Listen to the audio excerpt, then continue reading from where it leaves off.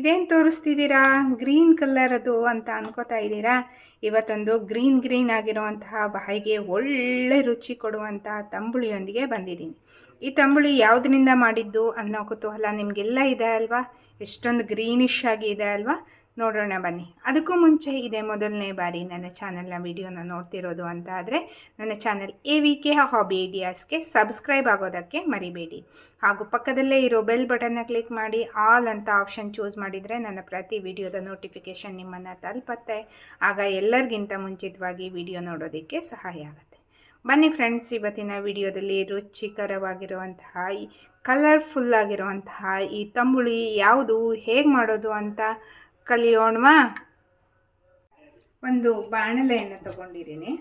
ಇದಕ್ಕೆ ಒಂದು ಅರ್ಧ ಚಮಚ ಆಗುವಷ್ಟು ತುಪ್ಪವನ್ನು ಹಾಕಿದ್ದೀನಿ. ನಂತರ ಇದಕ್ಕೆ ನಾನು ಒಂದು 15-20 ಕಾಳು ಮೆಣಸನ್ನು ಹಾಕಿದ್ದೀನಿ. ನೆಕ್ಸ್ಟು ಒಂದು ಒಣ ಮೆಣಸನ್ನು ಹಾಕಿದ್ದೀನಿ. ಅಂದರೆ ಇದು ಸ್ವಲ್ಪ ಖಾರನೇ ಇರೋ ಮೆಣಸನ್ನು ಹಾಕಿದ್ದೀನಿ. ನೀವು ಬೇಕಿದ್ರೆ ಹಸಿ ಮೆಣಸನ್ನು ಸಹ ಉಪಯೋಗಿಸ್ಕೋಬೋದು. ಮತ್ತು ಒಂದು ಅರ್ಧ ಚಮಚ ಜೀರಿಗೆ.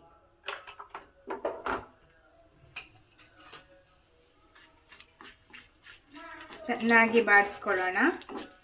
ಘಮ್ ಅಂತ ಪರಿಮಳ ಬರೋಕ್ಕೆ ಸ್ಟಾರ್ಟ್ ಆಯಿತು, ಜೀರಿಗೆ ಪರಿಮಳ. ಈಗ ಇದಕ್ಕೆ ನಾನು ಚೆನ್ನಾಗಿ ತೊಳೆದು ಹೆಚ್ಚಿ ಇಟ್ಕೊಂಡಿರುವಂತಹ ಮೆಂತ್ಯ ಸೊಪ್ಪನ್ನು ಹಾಕ್ತಾ ಇದ್ದೀನಿ.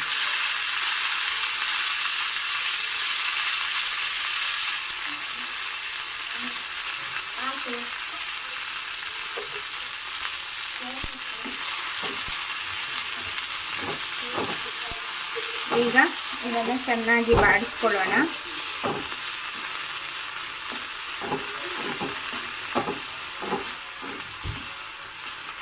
ಮೆಂತ್ಯ ಸೊಪ್ಪಿನಲ್ಲಿ ಸ್ವಲ್ಪ ಕಹಿ ಅಂಶ ಇರೋದ್ರಿಂದ ಇದನ್ನು ತುಪ್ಪದಲ್ಲಿ ಚೆನ್ನಾಗಿ ಬಾಡಿಸ್ಕೋಬೇಕು.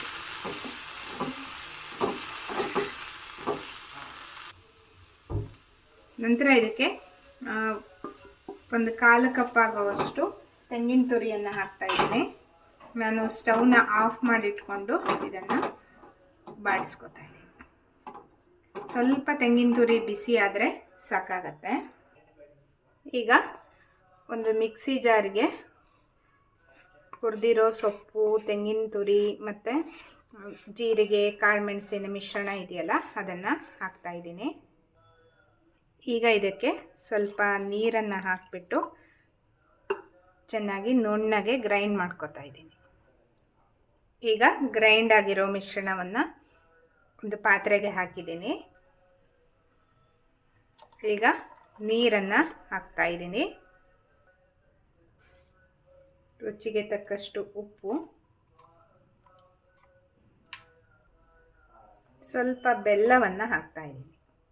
ಒಂದು ಅರ್ಧ ಚಮಚ ಬೆಲ್ಲ ಸಾಕಾಗತ್ತೆ. ಈಗ ಒಂದು ಒಗ್ಗರಣೆ ಸೌಟಿಗೆ 1 ಚಮಚ ತುಪ್ಪ ಹಾಕಿದ್ದೀನಿ. ಹಾಗೆ ಒಂದು ಅರ್ಧ ಚಮಚ ಜೀರಿಗೆ, ಒಂದು ಅರ್ಧ ಒಣ ಮೆಣಸನ್ನು ಹಾಕಿದ್ದೀನಿ.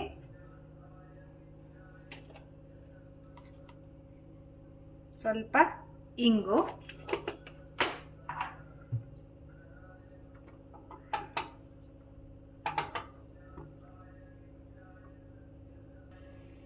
ಈಗ ಒಗ್ಗರಣೆ ರೆಡಿಯಾಗಿದೆ.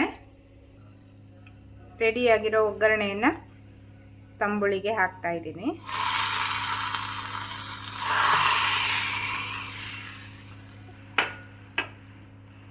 ನಂತರ ಇದಕ್ಕೆ 1 ಲೋಟ ಕಡೆದ ಮಜ್ಜಿಗೆಯನ್ನು ಸೇರಿಸ್ತಾ ಇದ್ದೀನಿ.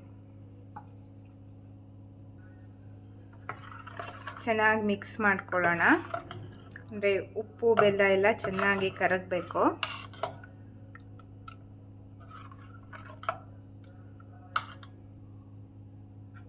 ಒಮ್ಮೆ ಚೆನ್ನಾಗಿ ಮಿಕ್ಸ್ ಆದ ನಂತರ ರುಚಿಯಾಗಿರುವಂತಹ ಮೆಂತ್ಯ ಸೊಪ್ಪಿನ ತಂಬುಳಿ ರೆಡಿಯಾಗಿದೆ. ನೋಡಿ, ಇದು ಬಾಯಿಗೆ ಒಳ್ಳೆ ರುಚಿ ಕೊಡುತ್ತೆ ಮತ್ತು ದೇಹಕ್ಕೆ ತಂಪು ಕೂಡ. ಈ ಬಿಸಿಲಿನ ಬೇಗೆಗೆ ಈ ರೀತಿಯ ತಂಬುಳಿಯನ್ನು ಮಾಡಿಕೊಂಡು ಬಿಸಿ ಬಿಸಿ ಅನ್ನದ ಜೊತೆ ಹಾಕ್ಕೊಂಡು ಊಟ ಮಾಡೋದಕ್ಕೆ ತುಂಬ ಚೆನ್ನಾಗಿರುತ್ತೆ.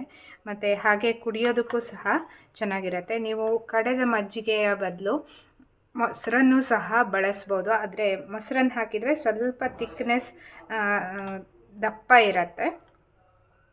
ನಿಮಗೆ ನೋಡಿ ಯಾವುದು ಇಷ್ಟ ಆಗುತ್ತೆ, ಮೊಸರು ಅಥವಾ ಕಡದ ಮಜ್ಜಿಗೆ ಯಾವುದನ್ನಾರು ನೀವು ಹಾಕ್ಕೋಬಹುದು. ಇವತ್ತಿನ ಈ ತಂಬುಳಿಯ ವಿಡಿಯೋ ಹೇಗಿದ್ದರೂ ಸಮ್ಮರ್ ಅಂತೂ ಬರ್ತಾ ಇದೆ, ನೀವೆಲ್ಲ ಖಂಡಿತ ಒಮ್ಮೆ ಟ್ರೈ ಮಾಡಿ. ಇನ್ನು ಅನೇಕ ರೀತಿಯ ತಂಬುಳಿಗಳನ್ನು ನಾನು ನನ್ನ ಚಾನಲ್ನಲ್ಲಿ ಹಾಕಿದ್ದೀನಿ.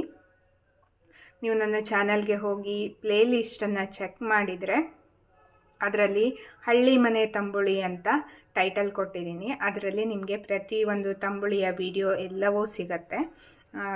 ಒಂದೊಂದೇ ಈ ಬೇಸಿಗೆಯ ತಾಪಕ್ಕೆ ನೀವು ಮಧ್ಯಾಹ್ನ ಮಾಡಿಕೊಂಡು ಊಟ ಮಾಡ್ಬೋದು. ಕೆಲವೊಂದು ಕುಡಿಯೋ ತಂಬುಳಿಗಳು ಸಹ ಇದೆ, ಅದನ್ನು ಚೆಕ್ ಮಾಡಿ ನೋಡಿ.